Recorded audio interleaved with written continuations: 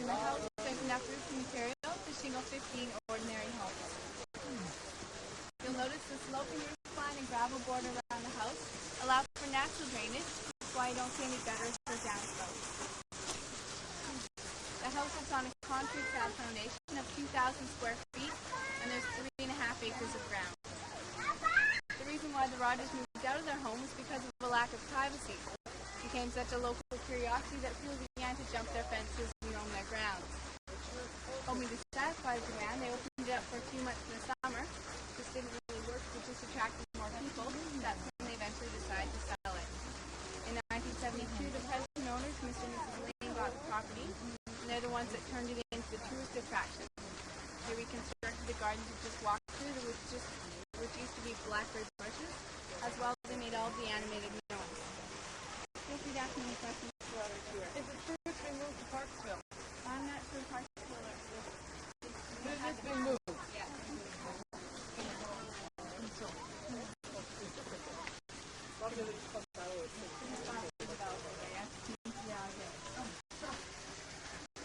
House are made by construction of plaster over top of cedar lath and chicken wire, and the exposed beams up ahead are structural components to the house which uphold an attic.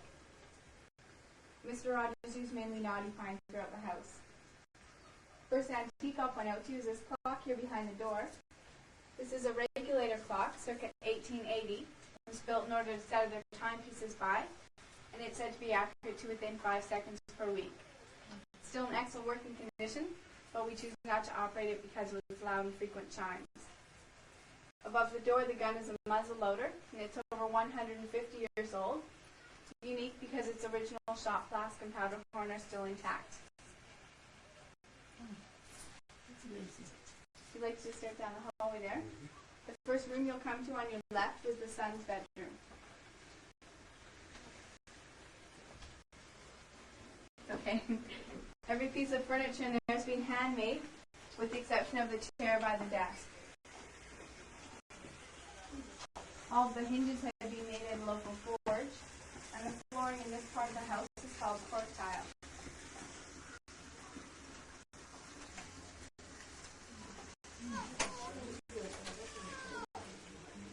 The tool displayed on the floor is called an adze tool. That's what Mr. Rogers used to make the little chipping marks you'll see throughout the house. It's estimated there's over 2,000 adze strokes per side of each barrel-shaped door.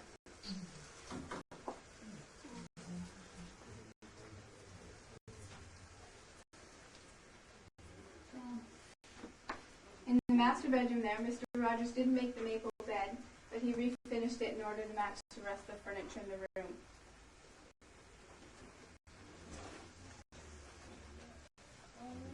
If you'd like to just continue down the hallway, I'll meet you around in the next bedroom, the next room.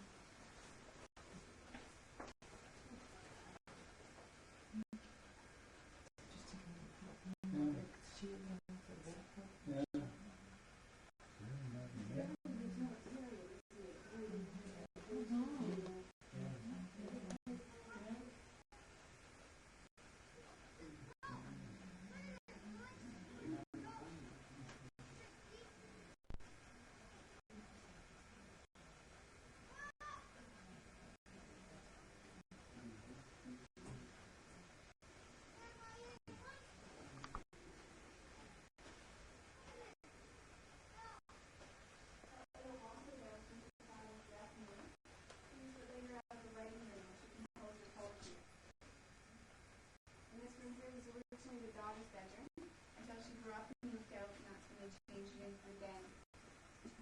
The rolling pin type object on the floor is a foot massager. You can just take it off and stand and roll beneath your feet to release sore arches. The 3 containers underneath the windowsill are old Scottish shepherd's mugs, and they were used in those days much as we use a thermos today. The woven baskets behind you above the fireplace were made by local coastal Indians, woven with dried seed roots and sweet grasses.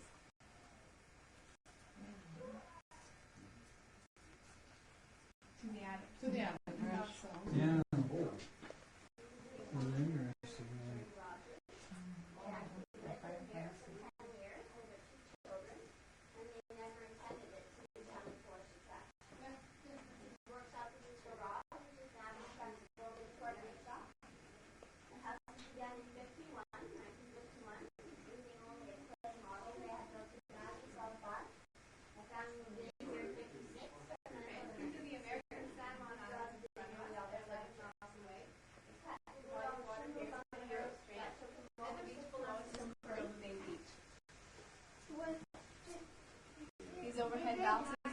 indirect fluorescent lighting. They're hands-free easy access.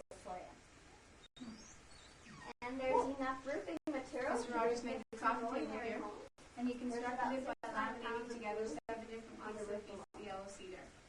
Fable Cottage has about 2,000 square feet. The He reason collected all the rocks locally for the walk-through fireplace. you can see it from the Designed road up himself. above. And people who drive the vans park their cars, run the grounds, and keep their window down. So they The stole pan here in the fireplace is where they used to light their fires. So the next morning when all the ash had cooled, they had to step it outside and work with the needs of cleanup. Mrs. Rogers was now a key collector. There's some 60-odd keys here from all around the world. The largest one from Lord Hayes Castle in Scotland.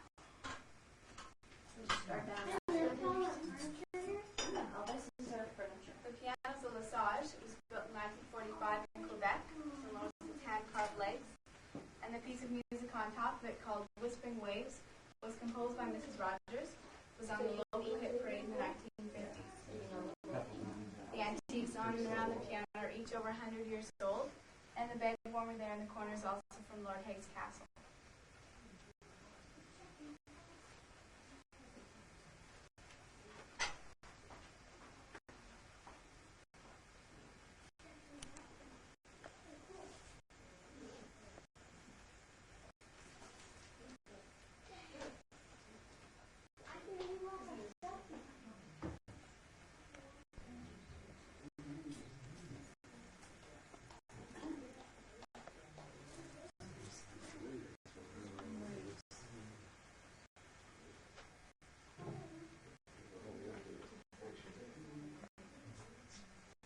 Behind the door there's where all the electrical facilities are in the hot water tank.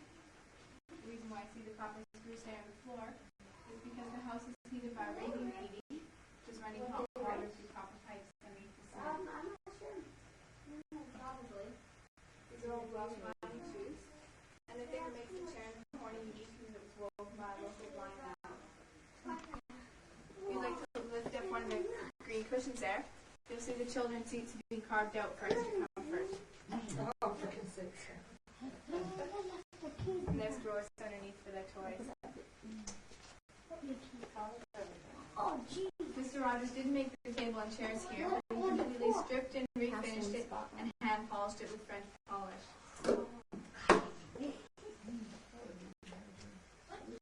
You'll notice the kitchen was quite ahead of its time when the house was built, as it's got a built-in refrigerator, oven, and stove. There's an old gas iron around the corner. Mr. Rogers hand pounded the copper balance above the side kitchen window. How many houses? You said you made the table on Yeah, we didn't know it was finished. Another thing about the kitchen you'll notice is that there's a little ledge of raised tiles running all the way around the countertops. That's to prevent any spills from running onto the floor. This is heavy. Wait for her to go by. Sounds like I'm having a heavy stomach.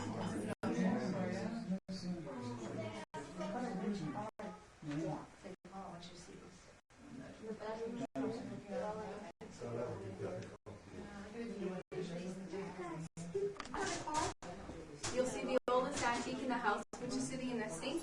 It's a foot bath now being used as a planter, and it's over 300 years old. Also, the pitcher and wash bowl are antiques from England, and they're over 150 years old. There's a half bath around the corner.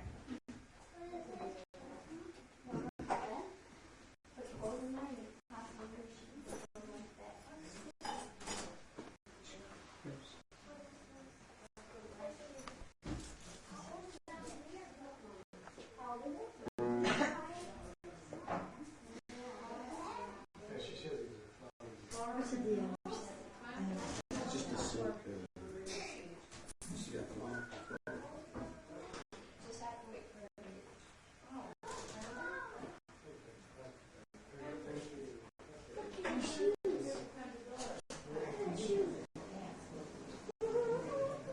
This concludes the tour of the house. Does anyone have any questions? Could you tell me what kind of a floor that is, please? It's terrazzo floor, marble chips with